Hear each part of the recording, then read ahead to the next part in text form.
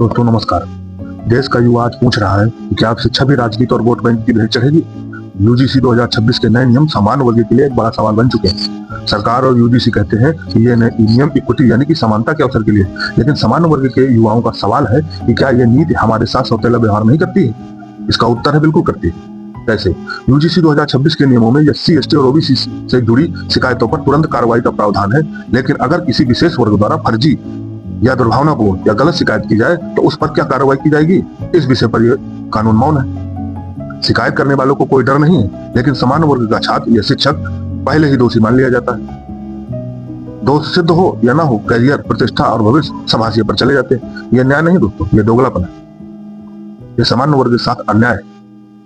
सच्चाई यह है कि आरक्षण व्यवस्था के कारण समान वर्ग के लिए अवसर पहले से ही सीमित है। अब ऊपर से ऐसे कानून बनाए जा रहे हैं जो प्रशासनिक डर, शिकायत का खतरा और असामान्य नियम जोड़ देते हैं। नतीजा इसका साफ है कि सामान्य वर्ग को धीरे धीरे उच्च शिक्षा से बाहर करने का रास्ता तैयार किया जा रहा है। समान वर्ग हमेशा से योग्यता की बात करता आया है, लेकिन आज सवाल यह है कि क्या शिक्षा नीति अब मेरिट से ज्यादा पॉलिटिकल मैनेजमेंट बन गया है। वर्तमान सरकार जो भाजपा की सरकार है, सामान्य वर्ग परंपरागत भाजपा का वोटर रहा है, हमेशा भाजपा को वोट करता रहा है।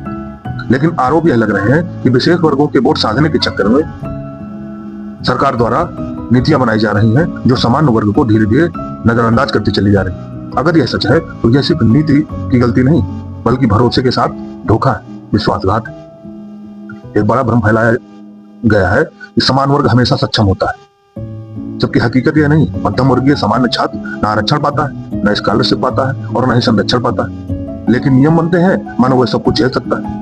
ये गलत है। जब आप समानता की बात करते हैं तो सभी को समान अवसर मिलने चाहिए। यह वीडियो किसी वर्ग के खिलाफ नहीं है, लेकिन सरकार को यह समझना होगा कि अगर इक्विटी के नाम पर एक पूरे वर्ग को हाशिए पर धकेला गया तो इसका सामाजिक, शैक्षणिक नुकसान देश को भुगतना पड़ेगा। हम मांग करते हैं सरकार इन नियमों पर तुरंत पुनर्विचार करे, एक ऐसा संतुलित मसौदा बनाए जहां सुरक्षा भी हो लेकिन डर नहीं, सहायता भी हो लेकिन अन्याय नहीं। अगर आप सामान्य वर्ग के युवा हैं या न्याय में विश्वास रखते हैं या समानता की बात करते हैं तो इस वीडियो को शेयर करें। कमेंट में लिखें कि क्या यह इक्विटी है या सौतेला व्यवहार। दोस्तों चैनल जरूर सब्सक्राइब करें। सबसे बड़ा नुकसान शिक्षा के लिए हो रहा है और सामान्य वर्ग के युवाओं के लोग। दोस्तों शिक्षा बचेगी तो भविष्य बचेगा, इस बात का ख्याल रखें।